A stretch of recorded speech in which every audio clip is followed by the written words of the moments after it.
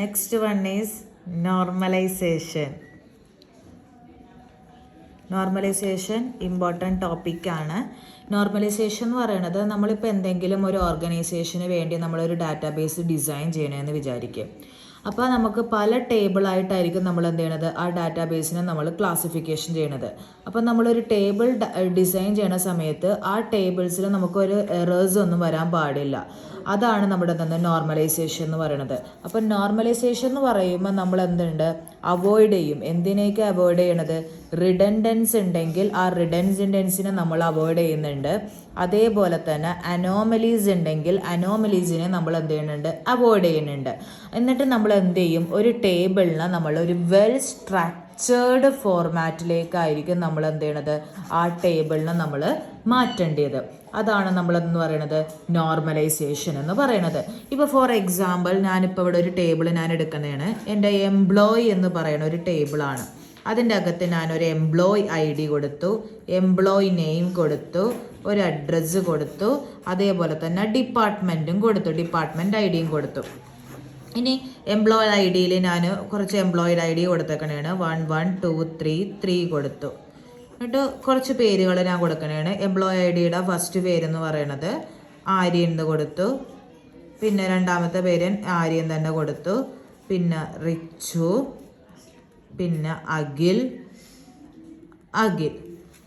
Address ഞാൻ കൊടുക്കണേണ് ABC IJK DEF. Department ID ഞാൻ കൊടുക്കാൻ പോണത് D10 D20 D11 D12 D21. ഇതാണ് ഞാനിപ്പോൾ എൻ്റെ എംപ്ലോയി എന്ന് പറയുന്ന ടേബിള്. ഈ ടേബിൾ പ്രോപ്പർ ആണോ ഇല്ലയോ എന്നാണ് അറിയേണ്ടത്. ആദ്യം നമ്മൾ ചെക്ക് ചെയ്യേണ്ടത് എന്താ, റിഡൻഡൻ്റ് ആണോ എന്ന് നോക്കാം. ഇപ്പോൾ ഇവിടെ നോക്കിക്കേ, എൻ്റെ എംപ്ലോയി ID എന്ന് പറയുന്നതിൽ ഇവിടെ റിഡൻഡൻ്റ് വരുന്നുണ്ട്. 1 1 വരുന്നുണ്ട്, 3 3 വരുന്നുണ്ട്. പക്ഷെ അതിൻ്റെ കൊടുക്കണ എംപ്ലോയി നെയിം എന്തായിരിക്കും, സെയിം തന്നെ ആയതുകൊണ്ട് അത് നമുക്ക് പ്രോബ്ലം വരുന്നില്ല. ഇനി ഇവിടെ നമ്മൾ ഫോം ചെയ്യണത് എന്താ, നമ്മൾക്ക് ഡിഫറെൻറ്റ് അനോമലീസ് ആണ് നമ്മൾ വരുന്നത്. നമുക്ക് 3 ടൈപ്സ് ഓഫ് അനോമലീസ് ആണ് നമുക്കുള്ളത്. ഇൻസേർഷൻ അനോമലി, അപ്ഡേഷൻ അനോമലി, അതേപോലെ തന്നെ ഡിലീഷൻ അനോമലി. ഇങ്ങനെ 3 അനോമലീസ് ആണ് നമുക്കുള്ളത്. ഫസ്റ്റ് വൺ ആണ് നമ്മുടെ ഇൻസേർഷൻ അനോമലി. ഇൻസേർഷൻ അനോമലി എന്ന് പറയുന്നത് ഇപ്പം നമ്മളൊരു പുതിയ ഡിപ്പാർട്ട്മെൻറ്റ് നമ്മൾ ഇതിലേക്ക് നമ്മൾ ആഡ് ചെയ്ത് കൊടുക്കണേണ്. അപ്പോൾ പുതിയ ഡിപ്പാർട്ട്മെൻറ്റ് നമ്മൾ ഇവിടെ ഇതിലേക്ക് ആഡ് ചെയ്യണ സമയത്ത് ഇപ്പോൾ D22 എന്ന് പറയുന്ന ഒരു ഡിപ്പാർട്ട്മെൻറ്റ് ആഡ് ചെയ്യണ സമയത്ത് ഈ ഡിപ്പാർട്ട്മെൻറ്റ് എന്ന് പറയുന്ന കോളത്തിലേക്ക് മാത്രമേ എനിക്ക് ആഡ് ചെയ്യാൻ പറ്റില്ല. ഈ വാല്യൂസ് ഒക്കെ എന്താ നള്ളാക്കി വെക്കാനും പറ്റൂല. ഇവിടേക്ക് എന്ത് ചെയ്യണം, നമ്മൾ ഡാറ്റാസ് എന്തൊക്കെ വന്നാലും എൻ്റർ ചെയ്തേ പറ്റുള്ളൂ. അപ്പോൾ അവിടെ എന്ത് വന്നു, ഇൻസേർഷൻ അനോമലി വന്നു. നെക്സ്റ്റ് വൺ ആണ് അപ്ഡേഷൻ അനോമലി.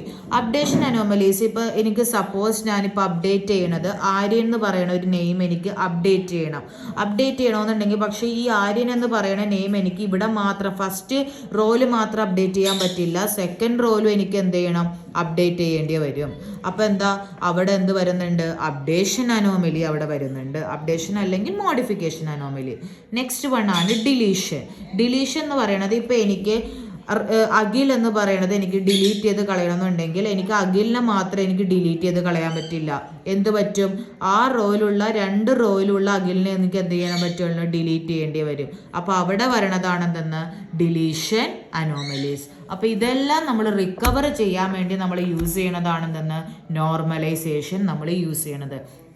നമുക്ക് യൂസ് ചെയ്യണ നോർമലൈസേഷൻ എന്ന് പറയുന്നത് 1NF ഉണ്ട്, 2NF ഉണ്ട്, 3NF ഉണ്ട്, പിന്നെ ബോയ്സ് കോഡഡ് നോർമൽ ഫോം ഉണ്ട്, BCNF. അങ്ങനെ 4 നോർമൽ ഫോം വഴിയാണ് നമ്മൾ എന്ത് ചെയ്യണത്, ഒരു ഡാറ്റാബേസിനെ ഒരു വെൽ സ്ട്രക്ചേർഡ് ഫോർമാറ്റിലേക്ക് നമ്മളിവിടെ മാറ്റുന്നത്.